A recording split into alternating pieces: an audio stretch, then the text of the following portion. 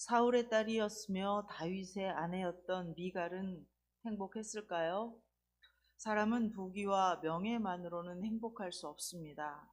그러면 부와 명예와 권세까지 있었는데 미갈이 행복하지 못했다면 혹시 그녀에게 병이 있었던 것일까요? 아닙니다. 성경상 그녀는 건강했습니다. 그래서 우리는 정말 궁금합니다. 부도, 명예도, 권세도, 건강도 있었는데 그녀는 왜 불행했을까요? 미갈은 이스라엘의 첫 번째 왕 사울 왕의 딸로 태어나 왕궁에서 공주로 자랐습니다. 그리고 이스라엘의 영웅 다윗을 사랑하여 그와 결혼했습니다. 그녀는 당시에 많은 공주들이 정략 결혼을 하는 것과는 달리 사랑하는 남자와 결혼했습니다. 흥미로운 사실은 성경에서 여자가 먼저 남자에게 플러팅을 해서 결혼에 성공한 케이스로는 미갈이 유일합니다. 야곱의 결혼에서도 야곱이 먼저 라헬을 사랑했다고 성경은 말하고 있고, 이삭과 리브가처럼 두 사람이 만남과 동시에 사랑에 빠지는 경우는 있어도 여성이 주체적으로 남자를 사랑했다고 명시적으로 기록된 것은 미갈에게 있어서 최초라는 것입니다. 그녀는 자신의 사랑을 선택하고 쟁취하는 데 있어서 적극적인 여성이었습니다. 그녀는 행동하는 여성이었습니다. 이에 대해서 미갈의 아버지 사울 왕은 자기 딸을 정치적 목적으로 이용했습니다.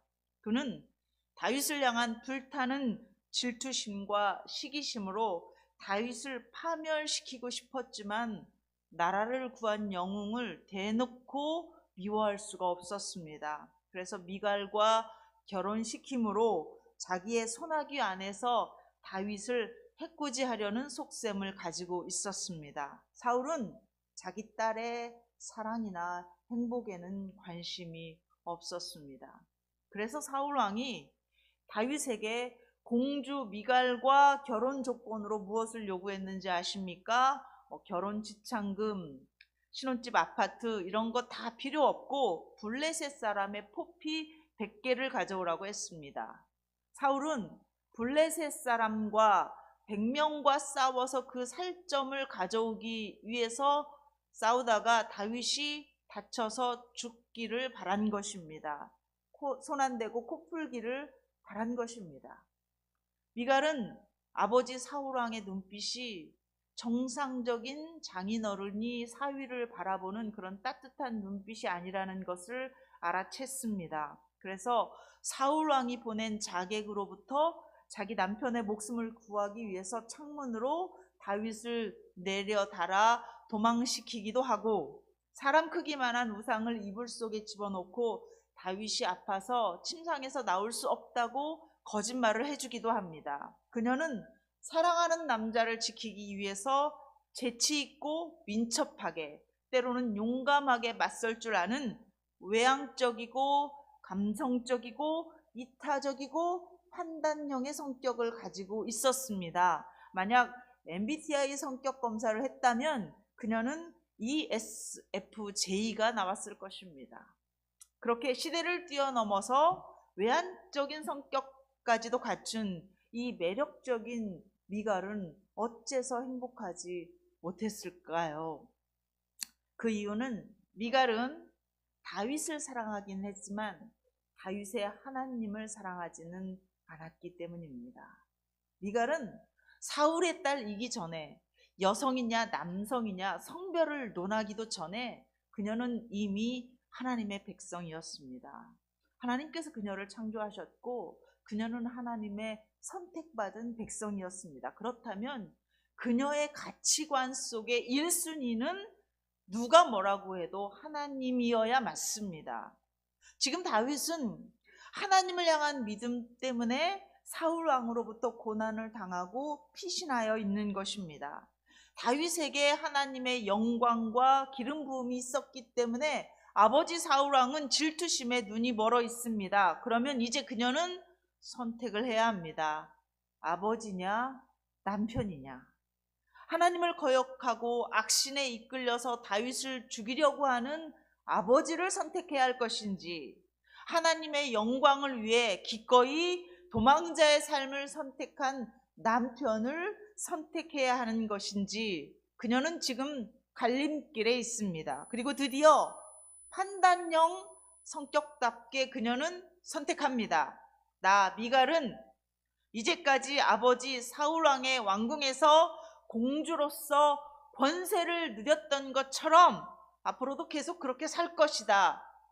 이것이 사울왕 딸 미갈의 선택이었습니다. 그래서 미갈은 남편의 도피 여정에 참여하지 않았습니다. 다윗이 사울왕의 칼을 피해 광야 생활을 하는 동안 많은 사람들이 다윗 주변에 몰려들었습니다. 그리고 다윗과 동거동락을 시작했습니다. 엔게디 광야에서, 바란 광야에서, 때로는 적국 블레셋의 시글락까지 가서 도피 생활을 할지라도 그들은 다윗 옆에 딱 붙어 있었습니다. 왜냐하면 하나님께서 다윗과 함께 하셨기 때문입니다.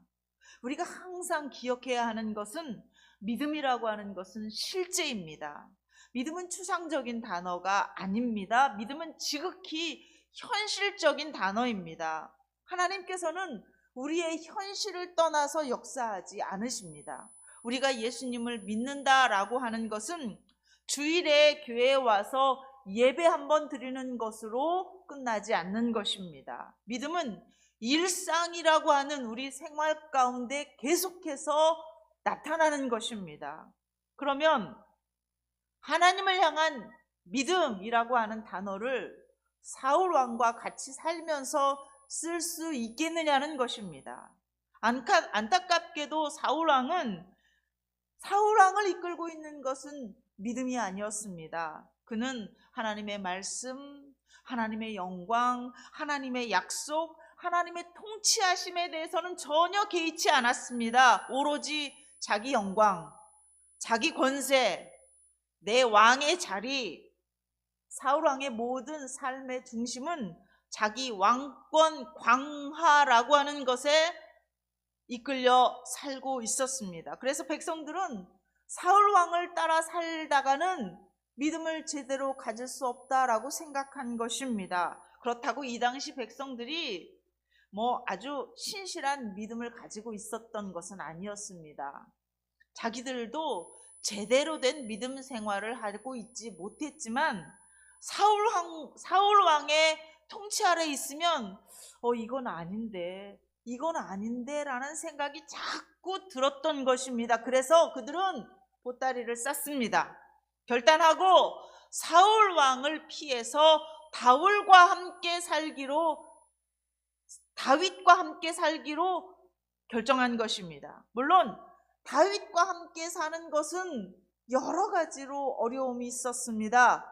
1명, 2명 모이다 보니 군사들만 600명이 되었고 그들의 가족까지 합하면 2,000명이 넘는 사람들이 지금 피난 생활을 하고 있는 것입니다. 그러다 보니 모든 것이 불편했고 모든 것이 모자랐고 모든 것이 문제투성이의 나날이었습니다. 그럼에도 불구하고 그들은 하나님께서 함께 하시는 다윗을 떠나지 않았습니다. 믿음이란 실제 나의 생활 가운데 나타나는 것인데 다윗과 함께 웃는 것이 하나님과 함께 웃는 것이구나. 그들은 그것을 느꼈습니다. 믿음이란 추상적인 단어가 아니라 지극히 현실적인 단어인데 다윗 편에서 전쟁을 하다 보니 하나님께서 내 손을 붙잡아 주시고 하나님께서 나 대신 싸워주시는 것을 그들은 느꼈습니다. 하나님의 영광을 경험했습니다. 그래서 하나님이 조상들의 하나님일 뿐만이 아니라 나의 하나님인 것도 느낄 수가 있었던 것입니다. 아, 그렇구나. 다윗과 함께라면 나는 하나님을 잘 믿을 수 있겠구나. 다윗은 나를 하나님께로 인도하는 사람이구나. 그래서 그들은 다윗과 함께하기로 결정한 것입니다. 굶어도 잠자리가 불편해도 좋은 옷을 입지 못하고 때로는 목숨이 위태로울지라도 다윗이라는 사람과 함께하는 것이 하나님께 예배하는 것이구나. 다윗과 함께 찬양하고 다윗과 함께 있는 것이 하나님을 기쁘시게 하는 것이구나라는 것을 깨달을 수 있었던 것입니다. 다윗이라는 사람을 보고 그를 따른 것이 아니라 다윗과 함께하는 하나님을 보고 따른 수 있었던 것입니다. 그래서 결국 그들 자신도 어떤 사람이 됩니까? 괜찮은 사람이 되는 것이 아니라 그들은 영웅이 되었습니다. 다윗이 이스라엘 통일 왕국을 이루고 왕으로 등극했을 때 아들람 굴에서부터 동고동락을 같이 했던 그 소외된 자들이, 그 억울함 당했던 자들이, 그 불량배이었던 사람들이 근본도 모르고 기반도 없고 자랑할 것도 아무것도 없었던 그 사람들이 다윗과의 동거동락 10년 세월 속에서 의젓한 믿음의 용사로 거듭이 났을 뿐만 아니라 다윗 왕국을 이루었을 때 그들은 든든한 기능 같은 다윗의 참모들이 되었습니다. 이렇게 아무것도 없는 사람들에게 자신의 인생을 선택할 기회가 있었다면 미갈은 자신의 인생을 믿음으로 선택할 기회가 없었느냐는 것입니다. 그녀는 믿음의 사람 다윗을 사랑하게 되었습니다. 이것은 하나님께서 그녀에게 기회를 주고 계신 것입니다. 다윗을 통해서 하나님을 만날 수 있는 기회였습니다. 내가 사랑하는 사람이 하나님을 저렇게 사랑하니 나도 같이 하나님을 사랑한다면 이 부부가 얼마나 행복했겠습니까? 하나님께서는 사울 왕의 그늘 아래서, 아버지의 그늘 아래서 믿음을 제대로 배우지 못한 미갈에게 하나님을 만날 수 있는 축복의 통로 다윗을 보내주신 것이었습니다. 그런데 그 축복의 통로가 미갈이 지금까지 살아왔던 방식과는 너무 달랐습니다. 미갈은 지금까지 자기 손으로 자기 옷 한 번 빨아본 적이 없고 침대 아닌 곳에서 자본 적이 없었습니다. 사시사철 최고의 화려한 옷을 입고 최고의 액세서리로 자신을 꾸몄습니다. 제가 인터넷으로 미갈과 다윗의 사랑을 그린 그림들을 찾아보았더니 모든 화가들이 미갈을 최고의 미인으로 그려놨습니다. 그도 그럴 것이 성경은 미갈의 아버지 사울 왕의 외모에 대해서 이렇게 기록을 합니다. 이스라엘 자손 중에 그보다 더 준수한 자가 없고 키는 모든 백성보다 어깨 위만큼 더 컸더라. 그러니 그 피가 어디로 갔겠습니까? 미갈 역시 아버지의 유전자를 타고나서 타고난 자연 미인인데다가 왕실에서 곱게 자랐으니 그야말로 다이아몬드 수저 넘사벽 엄친아였습니다. 지금까지는 그랬을지라도, 지금까지는 그렇게 살았을지라도 이제 미갈은 인생의 중요한 결정을 내려야만 했습니다. 더 이상 미갈은 청소년이 아니었기 때문입니다. 성인으로서 자신의 인생의 방향을 결정해야 될 때가 된 것입니다. 어쩌면 이 결정은 결혼보다도 더 중요한 결정이었습니다. 하나님을 선택할 것이냐, 편안함을 선택할 것이냐. 그리고 그 믿음의 결정은 반드시 현실에서의 결정으로 나타나게 되어 있습니다. 내가 왕궁에 머물 것이냐, 광야로 떠날 것이냐. 믿음이란 현실에서 역사하는 것입니다. 믿음은 입술의 고백인 동시에 또한 내 행동의 결정으로 반드시 나타나게 되어 있습니다. 그래서 야고보서는 행함이 없는 믿음은 죽은 것이라 말씀하고 있는 것입니다. 사랑하는 여러분, 여러분에게는 믿음이 있습니까?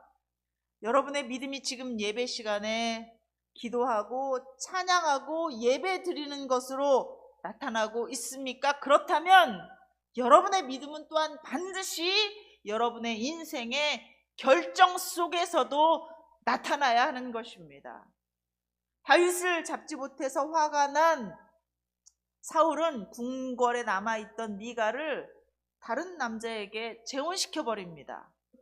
미갈의 재혼 상대였던 라이스의 아들 발디엘은 왕의 사위로 선택이 될 만큼 엄청난 재력가라고 조사가 되고 있습니다. 이때에도 미갈에게는 하나님을 찾아갈 수 있는 기회가 아직 있었습니다. 만약 그녀가 이 재혼을 원하지 않았더라면 남편 다윗을 찾아 광야로 야반도주하는 것은 그렇게 어려운 일이 아니었습니다. 그러나 미갈은 다윗보다는 발디엘을 선택했습니다. 이것은 단지 도망자 다윗의 아내 자리보다는 부잣집 사모님 자리를 선택한 것이 아니었습니다. 믿음은 항상 내 삶을 통해서 증언되게 되어 있습니다. 그녀는 하나님을 제대로 예배할 수 없는 환경일지라고 해도 부유한 생활하기를 선택한 것입니다. 그러면 혹시 여러분이 혹시 발디엘이 하나님을 잘 믿는 사람이었을지도 모르지 않습니까? 부자라고 해서 다 하나님을 제대로 믿지 않는 것은 아니지 않습니까? 라고 반문할 수도 있겠지만 그렇지 않습니다.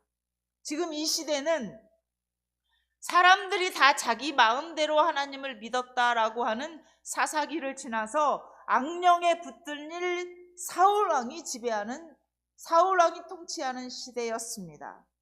이런 시대에 부를 축적한 가문이라고 한다면, 이런 시대에 사울 왕이 사돈 맺기를 기뻐했던 집안 사람이라고 한다면 그는 정치인과 야합하기를 기뻐한 경제인이라고 보아도 무방한 것입니다. 발디엘이 만약 제대로 된 믿음을 가진 사람이라면 온 이스라엘 사람들이 다 알고 있는 다윗의 아내 미갈을 그녀가 아무리 아름답고 사울왕의 딸이라고 해도 재력으로 그녀와 결혼하려고 하는 속셈을 가질 수는 없다라는 것입니다.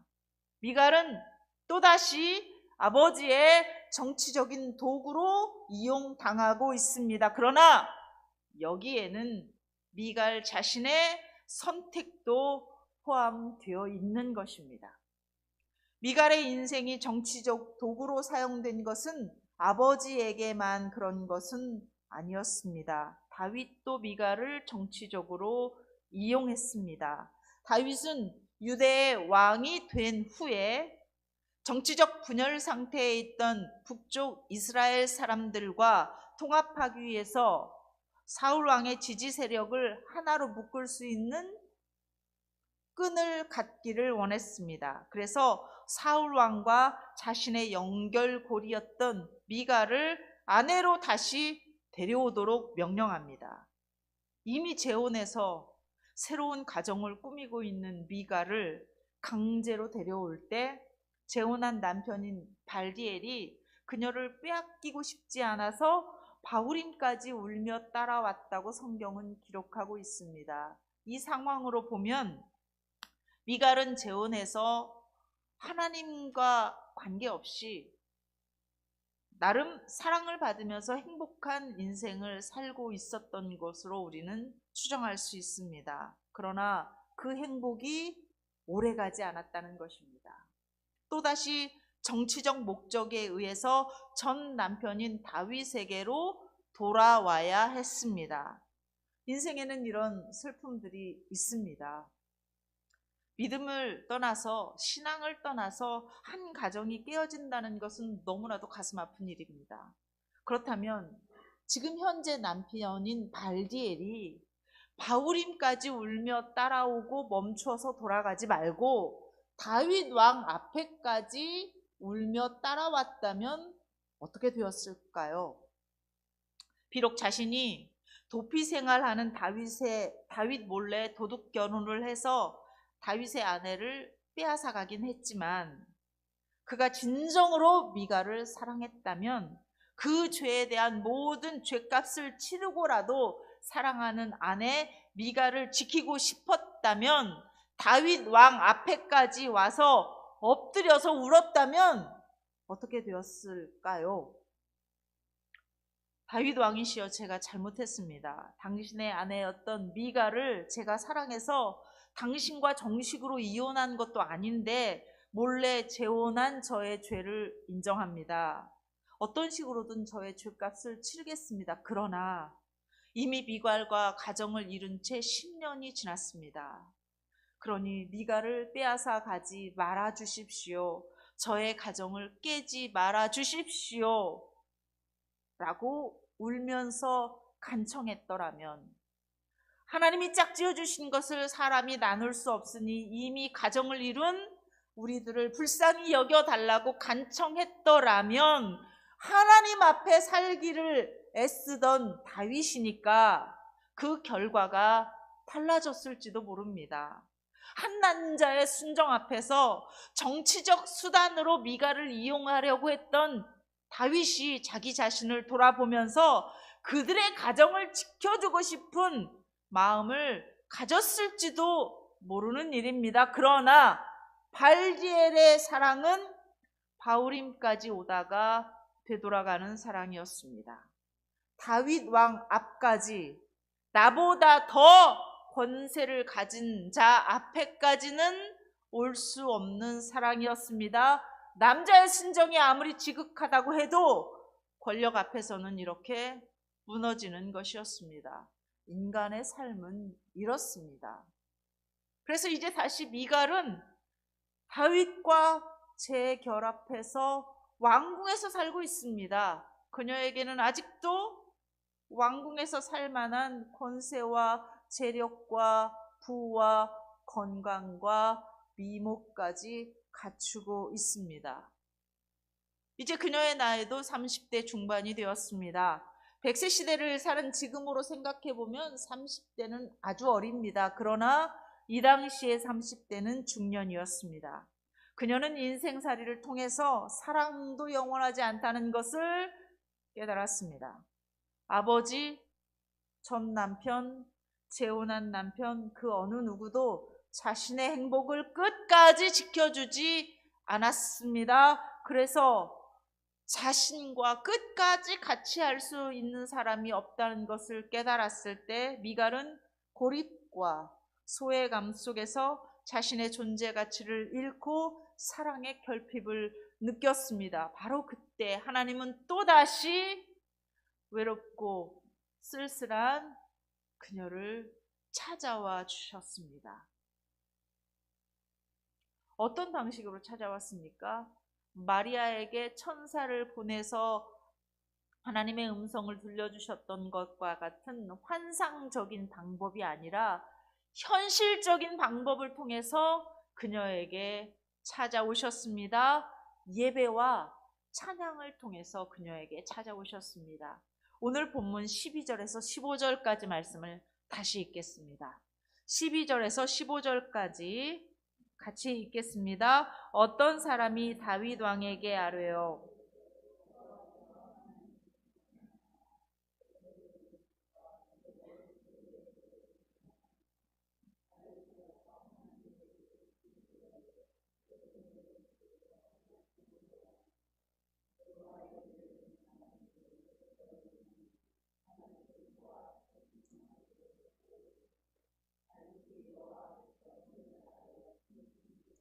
그때 다윗이 배 에봇을 입었더라.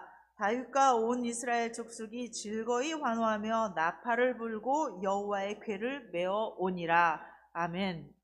온 이스라엘에 큰 잔치가 벌어졌습니다. 하나님의 궤로 말미암아 오벳에돔이 축복을 받고 그 하나님의 궤를 다윗성으로 메어 올 때 온 이스라엘 백성들이 춤추고 경배하며 기쁨으로 예배를 드리고 있습니다. 특별히 남편인 다윗은 왕복조차 벗고 평민들이 입는 배 에봇을 입고 온 백성들과 함께 춤을 추며 즐거워하고 있습니다. 그러나 안타깝게도 다윗의 아내이며 공식적으로 첫 번째 왕비인 이 미갈은 이 흥겨운 축제의 자리에, 이 감사가 넘치는 예배의 자리에 기쁨과 즐거움으로 공유하고 참석하지 못하고 있습니다. 빈부귀천을 다 마다하고 왕부터 모든 조정 대신과 백성들까지도 하나님의 궤 앞에서 기뻐하며 감사하며 찬양하고 있는데 그녀는 나가보지도 않습니다.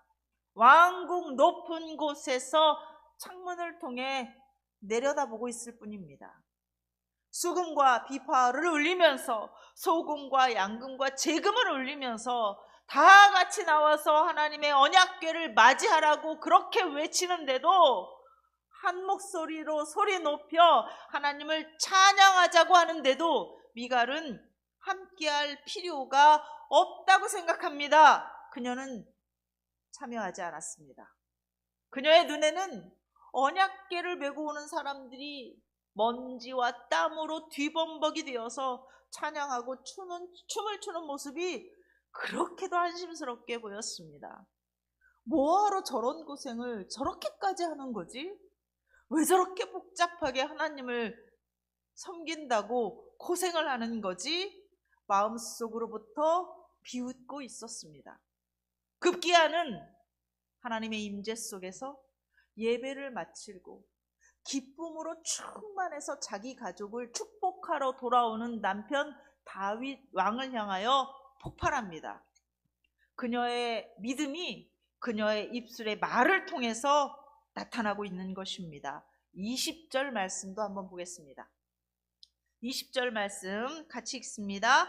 다윗이 자기의 가족에게 축복하러 돌아오매 사울의 딸 미갈이 나와서 다윗을 맞으며 이르되 이가 염치 없이 자기의 몸을 드러내는 것처럼 이 이스라엘 왕이 오늘 어떻게 영화로우신지 방탕한 자가 염치 없이 자기 몸을 드러내는 것처럼 오늘 그의 신복의 계집종의 눈앞에서 몸을 드러내셨도다 하니 아멘.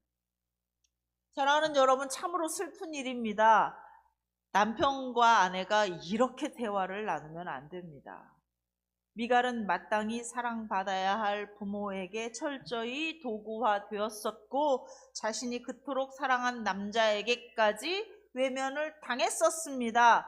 여인으로서 미갈의 인생을 생각해보면 사람과 사람의 관계 속에서 많이 힘들었을 것이고 외로웠을 것이고 마음 아팠을 것입니다. 그러나 아버지 사울과 남편 다윗 왕 사이에서 갈팡질팡하면서 괴로워했던 것만으로 그녀의 입장에 대한 핑계나 변명은 되지 않습니다. 우리의 인생에는 아픔이 있고 고통이 있고 그것을 부인할 수는 없지만 우리에게는 각자의 아픔을 통해서 하나님을 경험할 기회의 문들이 자주 열리고 있다는 것도 부인할 수 없습니다. 우리는 하나님께서 사건을 통해서도 찾아오시고 고난을 통해서도 찾아오시고 사람들을 통해서도 찾아오시며 우리를 만나러 가까이 오시는 것을 우리는 알 수 있습니다. 그렇게 문 밖에 서 계신 예수님께서 문을 두드리실 때에 그 문을 열고 그분을 맞이해야 할 결정은 내가 해야 하는 것입니다. 미갈은 항상 그 결정의 순간에 하나님보다는 편안함을 선택했습니다.